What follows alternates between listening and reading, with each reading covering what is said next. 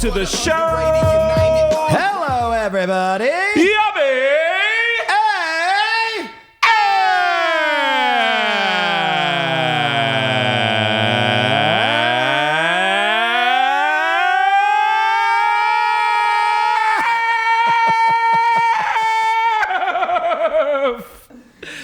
Wow, it has been. We've been going for so many. So fun tonight. And 4.5 hours. Here's the awesome thing. This set of episodes that we've been shooting at 9 Banded, and so now this is who knows what week this ends up. But if this ends up in the third week, then this has been our most, I would say, old and new Austin balanced. That's right. We'll probably lean old Austin on this one. Lean a little old. A lot of born and bred, a lot of 20 plus years, a lot of people I was the first, and a lot of, so we're going to really turn that way back. And honor Austin, an institution, a fifth generation since 1958. 61 years ago in Austin, Texas. Correct. A little place called the Tamale House was established. And we have with us Diane, who's, I guess we could say Mama Diane at the restaurant. Right. Is there a grandma? Not anymore. Not my mother anymore. passed away, but my mother and my father were the original Tamale House owners on First and Congress. Wow. Where now stands the One Tamale Center.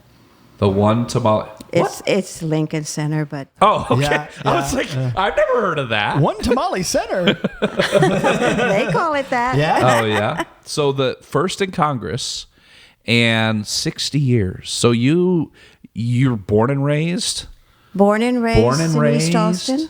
Yes. So tell me, as somebody who has been in Austin your entire life, now we're very positive about what we see around us, but what are you excited about with what you have seen happen, let's say in the last 10, 20 years of Austin?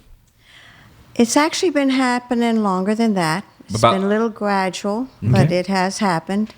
And we've seen a shift, not only in population, but in types of businesses, traffic. We've seen condos come up. It definitely looks different from when I was a child. I mean, it looks different from 5 years ago when I used to go party on the east side, and I still do, but it definitely looks different when I go. It does. Yeah. So with we're talking about, this is an establishment. This is, with a place like yours, let's talk about, who have you seen in the doors that we would be like, really, wow? Well, we've seen a lot of people come in. Okay. And of course, as I told you, the clientele has somewhat shifted from when I had the restaurant back in, since 84, this location, and then closed in 2000, then reopened about 7 years ago with my 5 children. And one of the main reasons for reopening was that I could see that there was a definite shift and a loss of the type of businesses that had established that area. And it became, for my family, more of a preservation effort that we be here for all of these changes, and that we remain counted, and that the people that were attracted to our area because of the Hispanic population, the traditions, the food, the dance, the music, would come and find a few of us here. Because sadly, a lot, especially on my street, which is 17070 6th Street, the original businesses that were established by people of my parents' age and then my age are gone. And so what I thought that if I could instill in my children a desire to maintain and preserve who our family was and the many families that settled East Austin, that was important. And it was so important to my family that my sister and I, who was a planning commissioner at the time, Kathy Vasquez Revilla, we, along with residents and local businesses, were the ones that originated the Plaza Saltillo. And our intention was to make that the founding block, or the first block, that when everything else was developed, there was something there to remind everyone that this was a Hispanic community with thriving businesses, that some of which had gone to the wayside, and a lot of the residences. And this is not to say that change is unwelcomed, right. because along with change in the type of businesses and homes that were here, you also got the much desired and much needed infrastructure improvements that never came to this community because it was divided. Right. And I've read about the division of Old Austin. Yes. And maybe there'll be a time and a place for that episode. Yeah. But I heard something there that kind of stuck with me, which was we left, but then we came back. Right. I never left. Well, but what I mean by that is the business itself, right. Not you as an individual or the family, but coming back and establishing and saying, listen, we want to make sure people understand what came before them and what established what they're standing on. And at one time, this was a different place, but we're not going to let you forget that and move on as if this never happened. And I think that we've been very lucky. I'm also a realtor, so I've seen I can probably go down the street and tell you that house, how many times it's flipped. Mm-hmm. But more than that, I think that it's important to recognize that change is good also. Because the people that came here to establish this area alongside of the residents that are here and have been here for many years love this area. Mm-hmm. And they don't want to change it to lose its character. Mm-hmm. The majority don't. And so they bring with them ideas and also votes to get what needs to be done in this area. Mm-hmm. So that's important that they are welcomed and that we began to be a large family. Right. And that's kind of the theme of our show. You know, what we talk about a lot is you moved here for a reason, right? Because you thought Austin was great. Well, then let's keep it that way, right? So, bring your creativity or intelligence, whatever it might be, but let's not change the culture because then it's not the reason that you moved here. Exactly. No, you kill what was beautiful to begin with. Right. And I think like one of the things I'm the most proud of is that we literally, from my grandmother's restaurant on First and Congress to my uncle's restaurant on Airport, which was absolutely famous. I think one of the community that we've always served has been kind of the creative class. Mm. And like one of the things that I'm most proud of is that like we literally, like you hear the cliche of starving artist, like we literally feed the starving artist. Mm. My family has always been intertwined. My grandfather was actually a musician. Mm. He drove a cab for the 2 Nickel Company, and he himself was a musician. Mm-hmm. And I've always kind of felt an affinity to the artistic class. And the fact that we have provided nourishment and we've literally fed the starving musicians of Austin. And that's always been something that we've been really proud of and has kind of been part of our story and our history. And in addition to that, we've always kind of provided a place for the activists and the people really trying to change the world and trying to make a better place, and the artist, the musician, the activists. Like we've always tried to maintain our business as a center for that, and a place where people who are really and truly entrenched in our community can come and gather and join. And we've always kind of tried to maintain that as a part of our identity, because that's important to us. That's that's a part of our community and of Austin that we feel really connected to, and it's really important to us, and something that we strive to try and be a center for our community. And absolutely, that's always extremely, extremely important to have those places. And I think that, again, one of the biggest messages that many, many people on this show bring is, whether we talk to people who've been here generation after generation, or we talk to people who have been here 5 years. I'm from the Midwest. He's from New Jersey, New York area. There is a spirit in Austin that goes back and back and back and back. Like you said, a place for artists and creatives and activists and passionate, let's just use the word passionate people. Yeah. Whether it's passionate about changing the world or it's passionate about bringing their voice to the world in some sort of artistic medium, Austin fosters that, but it also enables people to come. And we hear this because we interview a lot of performers as well, is what they love about Austin is when they come here, the community encourages them. The crowds listen to them. A comedian, once said on our show, Jasmine Ellis said, it's like some places you go in some, whatever towns. Most towns. And you get up to perform and they're like, well, you better be good.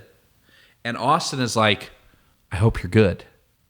And that's the mind frame. It encourages people. Mm-hmm. It encourages. It's an encouraging environment. Yeah, and there's just something about, and I've said this a couple of times, Austin, it's not the cheapest place you'll live, but it's also definitely not the most expensive, right? So you can come find a good enough job that you can afford to live and then go and try to find it. And thank God for places like you that someone can go and, if they need to eat because they're not making enough, but they're still pursuing their passion, they can come to your place, right? And get the food that they need. And we allow people to find their voice, to find their passion. When you move here, you're one person. And typically when you leave, if you leave, you're a different person. And if you don't, you're still different because you've allowed the spirit of Austin to come and change you. That's what we've seen. Yeah. What would you say to, I feel like this would be fair to ask from your family, is what would you say to the person who has roots as deep as yours, but maybe isn't as excited about the change they see? Number one. And then number two, what would you say to the person who's outside looking in and saying, I always thought Austin was cool, and I've always wanted to move there. And now that I'm hearing that, it is a musician's town, it is an artist town, it is a town where I can go and I can grow and I can learn and I can be a part of some of these things. What would you say to the entrenched, and what would you say to the person on the outside looking in? So let's talk about the entrenched first, and you can both address them or you can each take one. It's up to you. I think as with anything, you're going to have some people just say no matter what. And I think we have to work on the people that say yes and maybe. As a realtor, I go and they want to sell their house.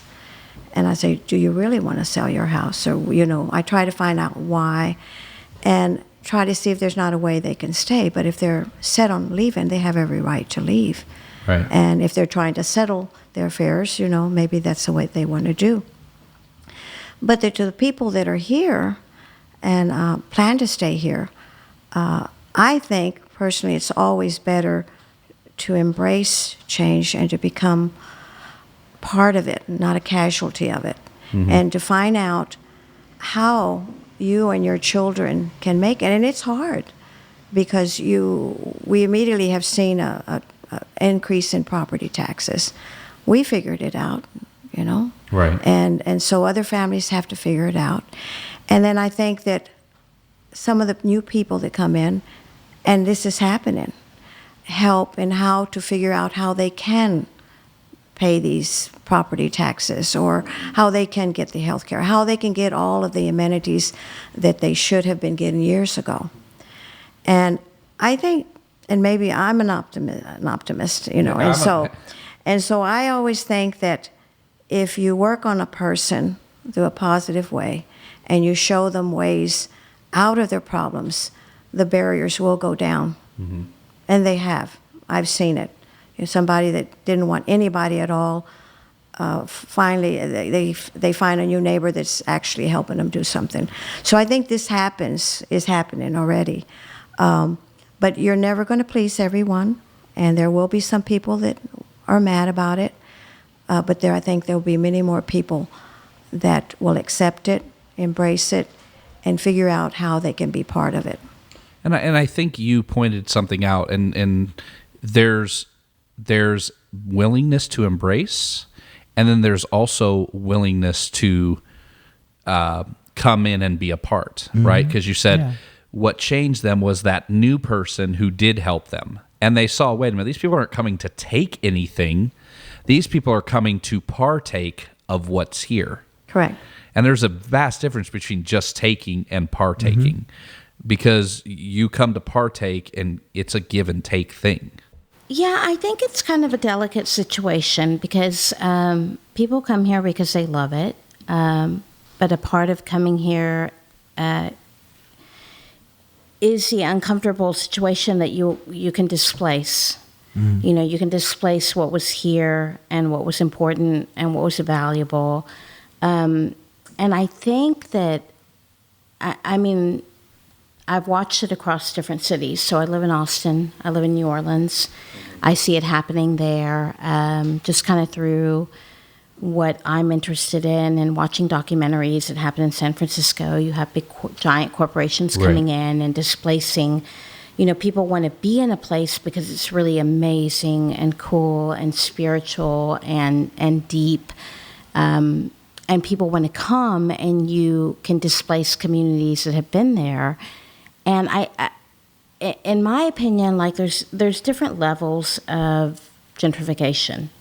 You know, and I feel like the first level is people who come because they really, really love a community and they want to be a part of it and they really appreciate it, and they don't have an intention of displacing it or getting rid of it, or they don't have a disdain for it. Like they really appreciate it, and that's why they're there, and they're open-minded and open-hearted, and they want to be there, and they come. Right. And then you have the next group that maybe has a little bit more money, a little bit more resources. And I feel like after the first, like, I feel like maybe the punk rock kids come in first. Right. Right. The artists, the punk rock kids. The The punk ones rock who are going to be kids. squatting in homes. And yes, because they really, really do. And the actual cool people. Yes, and they really After that appreciate goes downhill. it. Yeah, exactly. Yeah, and then you have the next group that's like young families or young entrepreneurs. They want to open a coffee shop, or they want to open a record store,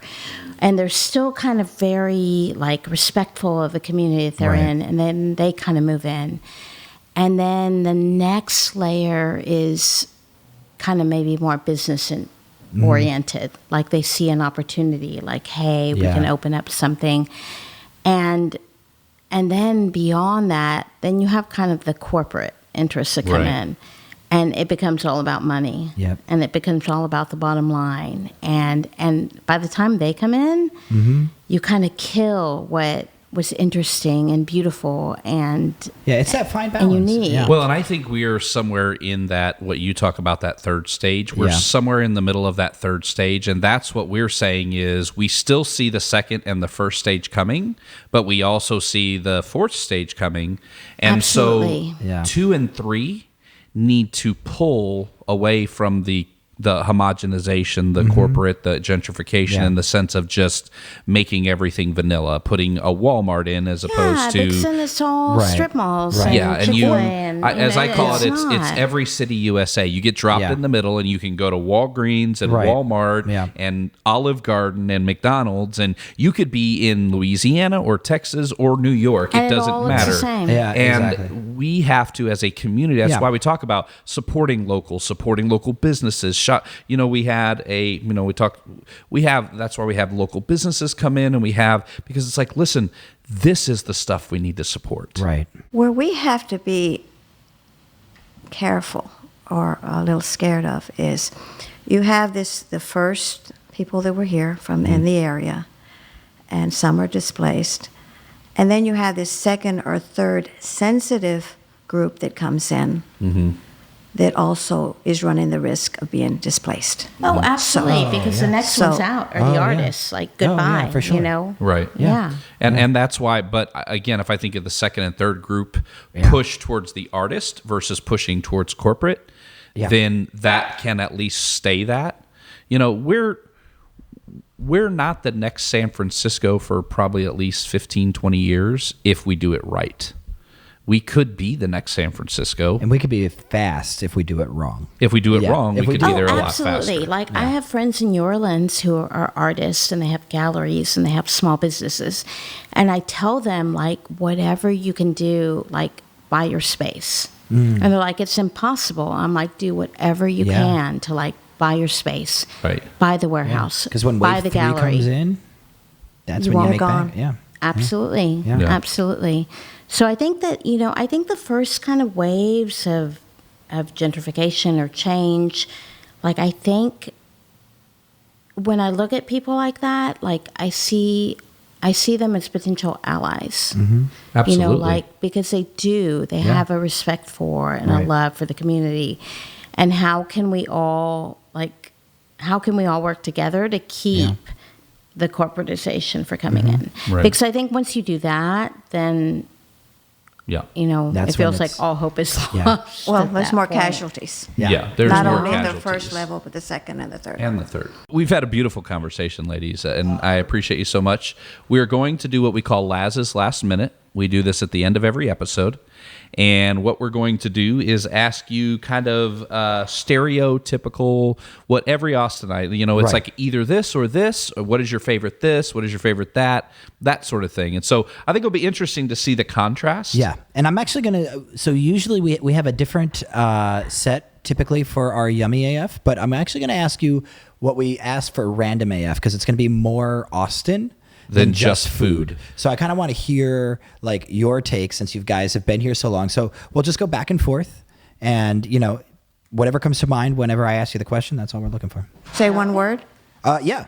Or, I mean, it just depends. Sometimes it's like sometimes this or it might- this, and then right. sometimes it's like your favorite this or Okay. Yeah. that sort of All thing. right, makes we're sense. very opinionated. I Good. think it'll work. That's what we need. Yeah, that's what We're looking for opinions. So we'll do the jingle and we'll get started. It's Laz's Last Minute. Let's go. Boom. ACL or South by? South by. Favorite barbecue? Oh, hands down, Micklethwait. We love Micklethwait. Both of us. Torchy's or Taco Deli?